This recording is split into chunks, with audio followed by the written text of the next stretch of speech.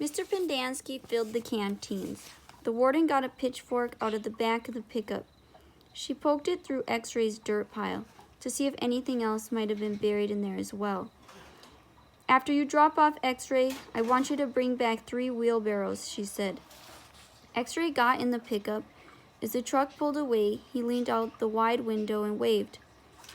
"Zero," said the warden. "I want you to take over X-Ray's hole." She seemed to know that Zero was the fastest digger. "Armpit and Squid, you will keep digging where you have been," she said. "But you're each going to have a helper. Zigzag, you help Armpit. Magnet will help Squid. And Caveman, you'll work with Zero. We're going to dig the dirt twice. Zero will dig it out of the hole, and Caveman will carefully shovel it into a wheelbarrow. Zigzag will do the same for Armpit, and the same with Magnet and Squid. We don't want to miss anything. If either of you find something, you'll both get the rest of the day off, and a double shower. When the wheelbarrows are full, you are to dump them away from this area. We don't want any dirt piles to get in the way." The warden remained at the site for the remainder of the day, along with Mr. Pendanski and Mr. Sir, who showed up after a while. Occasionally, Mr. Sir would leave to take water to the other groups of campers, but otherwise he and the water truck stayed parked there. The warden saw to it that nobody in Group D was ever thirsty. Stanley did as he was told. He carefully looked through all the dirt dug up by Zero as he shoveled it into a wheelbarrow, though he knew he wouldn't find anything. It was easier than digging his own hole. When the wheelbarrow was full, he took it a good distance away before dumping it. The warden couldn't keep still. She kept walking around, looking over the boys' shoulders and sticking her pitchfork through the dirt piles. "You're doing fine, just fine," she told Stanley. After a while, she told the boys to switch places so that Stanley, Zigzag, and Magnet dug in the holes, and Zero, Armpit, and Squid shoveled the excavated dirt into the wheelbarrows. After lunch, Zero took over the digging again, and Stanley returned to the wheelbarrow. "There's no hurry," the warden said several times. "The main thing is not to miss anything." The boys dug until each hole was well over 6 feet deep and wide. Still, it was easier for 2 boys to dig a 6-foot hole than it was for 1 boy to dig a 5-foot hole. "All right, that's enough for today," the warden said. "I've waited this long, I can wait another day." Mr. Sir drove her back to her cabin. "I wonder how she knew all our names," Stanley said as he walked back to the compound. "She watches us all the time," said Zigzag. "She's got hidden microphones and cameras all over the place. In the tents, the rec room, the shower." "The shower?" asked Stanley. He wondered if Zigzag was just being paranoid. "The cameras are tiny," said Armpit. "No bigger than the toenail on your little toe." Stanley had his doubts about that. He didn't think that they could make cameras that small. Microphones, maybe. He realized that was why X-Ray didn't want to talk to him about the gold tube at breakfast. X-Ray was afraid the warden might have been listening. One thing was certain. They weren't just digging to build character. They were definitely looking for something. And whatever they were looking for, they were looking in the wrong place. Stanley gazed out across the lake, toward the spot where he had been digging yesterday when he found the gold tube. He dug the hole into his memory. As Stanley entered the rec room, he could hear X-Ray's voice from all the way across the room. "See what I'm saying?" X-Ray said. "Am I right or am I right?" The other bodies in the room were little more than bags of flesh and bones dumped across broken chairs and couches. X-Ray was full of life, laughing and waving his arms around as he talked. "Yo, Caveman, my man," he called out. Stanley made his way across the room. "Hey, slide on over, Squid," said X-Ray. "Make room for the Caveman." Stanley crashed on the couch.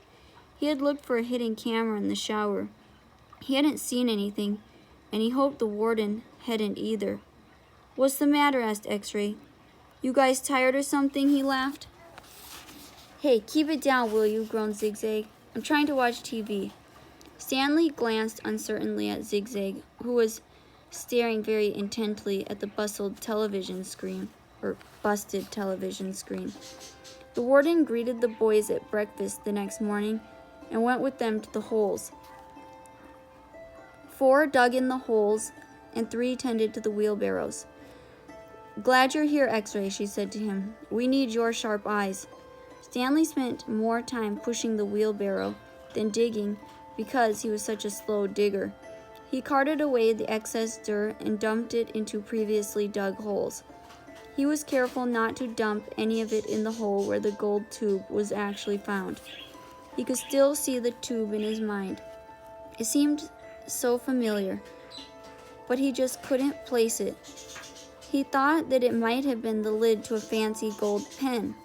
KB could have been the initials of a famous author. The only famous authors he could think of were Charles Dickens, William Shakespeare, and Mark Twain. Besides, it didn't really look like the top of a pen. By lunchtime, the warden was beginning to lose her patience. She made them eat quickly so they could get back to work. If you can't get them to work any faster, she told Mr. Sir, then you're going to have to climb down there and dig with them. After that, everyone worked faster, especially when Mr. Sir was watching them. Stanley practically ran when he pushed his wheelbarrow. Mr. Sir reminded them that they weren't Girl Scouts. They didn't quit digging until after every other group had finished. Later, as Stanley sat sprawled across an understuffed chair, he tried to think of a way to tell the warden where the tube was really found, without getting himself or X-Ray into trouble. It didn't seem possible. He even thought about sneaking out at night and digging in that hole by himself. But the last thing he wanted to do after digging all day was to dig at night, too. Besides, the shovels were locked up at night, presumably so they couldn't be used as weapons. Mr. Pendanski entered the rec room. Stanley, he called, as he made his way to him. His name's Caveman, said X-Ray. Stanley, said Mr. Pendanski. My name's Caveman, said Stanley. Well, I have a letter here for someone named Stanley Yelnats, said Mr. Pendanski. He turned over an envelope in his hands. It doesn't say Caveman anywhere. Oh, thanks, Stanley said, taking it. It was from his mother. Who's it from? Squid asked. Your mother? Stanley put it in the big pocket of his pants. Aren't you going to read it to us? Asked Armpit. Give him some space, said X-Ray. If Caveman doesn't want to read it to us, he doesn't have to. It's probably from his girlfriend. Stanley smiled. He read it later after the other boys had gone to dinner. Dear Stanley, it was wonderful to hear from you. Your letter made me feel like one of the other moms who can afford to send their kids to summer camp. I know it's not the same, but I am very proud of you for trying to make the best of a bad situation. Who knows, maybe something good will come of this. Your father thinks he is real close to a breakthrough on his sneaker project. I hope so. The landlord is threatening to evict us because of the odor. I feel sorry for the little old lady who lived in a shoe. It must have smelled awful. Love from both of us. What's so funny? Zero asked. It startled him. He thought Zero had gone to dinner with the others. Nothing, just something my mom wrote. What'd she say? Zero asked. Nothing. Oh, sorry, said Zero. Well, see, my dad is trying to invent a way to recycle old sneakers. So the apartment kind of smells bad because he's always cooking these old sneakers. So anyway, in the letter, my mom said she felt sorry for that little old lady who lived in the shoe. You know, because it must have smelled bad in there. Zero stared blankly at him. You know, the nursery rhyme? Zero said nothing. You've heard the nursery rhyme about the little lady who lived in a shoe? No. Stanley was amazed.